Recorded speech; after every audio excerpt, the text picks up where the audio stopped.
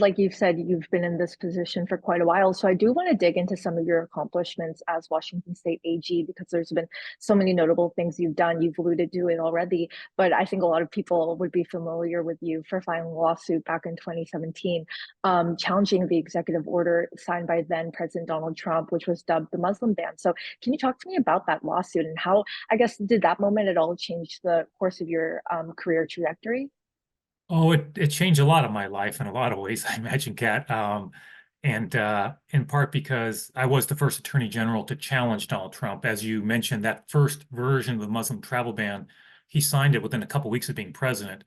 And so my team and I filed a lawsuit within just a couple days. We worked on it over the weekend and filed a lawsuit challenging that first Muslim travel ban and eventually won. We won, it was upheld, and then eventually Donald Trump dropped that one and eventually adopted a more narrow version of the Muslim travel ban. So, for me, I just felt that that executive order was, unconstitutional, obviously, but also I thought a deeply immoral action for a president to take to impact that many individuals. We literally had Washingtonians from those seven affected countries who were traveling abroad. They were at conferences, at a relative's funeral, and could not come back to their home country, right? Could not come back to Washington State because of that action.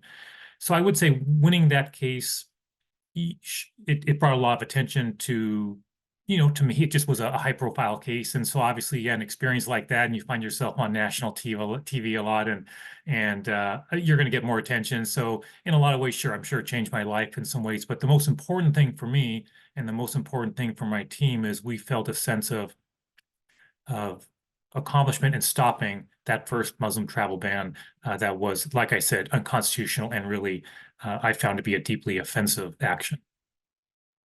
Yeah, and I noticed a tweet that your campaign put out a few days ago where you talked about also holding the Biden administration accountable for abusing executive authority. I'm less familiar with that. Can you tell me Yeah. a little bit what you've done since Biden has become president and also how you're going to translate these experiences as governor? How would you hold either Biden or Trump accountable if either one is to be reelected? Sure. So, yeah, as I often say, Donald Trump is not even the first president I filed a lawsuit against. That would have been against Barack Obama's administration. I'm a Democrat. Look, there's no political leader I respect more than Barack Obama, just to be clear. But there is an issue here in Washington State. I'll spare you the details, but there is an issue here in Washington State where a we have what's called the Hanford Nuclear Waste Site in the central part of our state that's managed by the federal government. It's very dangerous work to try to clean up that nuclear waste and keep it safe, as you might imagine. And workers there have been getting sick on the job site for many years. And after I became Attorney General, I met with those workers and decided the only way to stop the harm that was being caused them for an unsafe work condition was to file a lawsuit against the administration that happened to be Barack Obama's administration. We won that case, and workers now have a safe work environment. So obviously, through the Trump years, we had a lot of litigation against Donald Trump. We ended up filing Washington State, filed or joined 99 different lawsuits against the administration.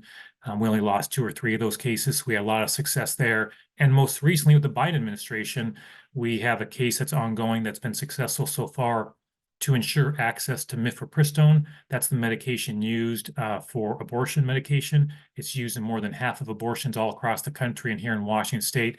And we filed a lawsuit against the administration saying that they were putting unreasonable restrictions on the access to mifepristone, which is very important in a post-Dobbs world, that that medication should be as readily available as any safe product, which it is. And so that's why we filed that lawsuit. And so far, that's been going well. And we've been able to ensure access to individuals here in Washington State to mifepristone. So the litigation against presidents has been significant. I think your follow-up question was, hey, how does that impact me maybe as a governor? I think what I would say is it communicates to voters that I'm willing to stand up to presidents of both political parties for their rights, for their reproductive freedom, for a safe work environment, for their civil rights. I'm willing to do that. And you read a lot about AGs who file lawsuits against presidents, but guess what? It's almost always a president of the opposite political party. I've been equal opportunity in my filings on those cases. And number two, I think it's important for the people to know that, look, if Donald Trump gets elected again, and I think there's a decent chance of that, we will need a governor who has some experience in standing up to an administration that's trying to take away their rights. And certainly That is an experience I didn't think I'd have when I went to law school, is having a lot of litigation against presidents, but I have.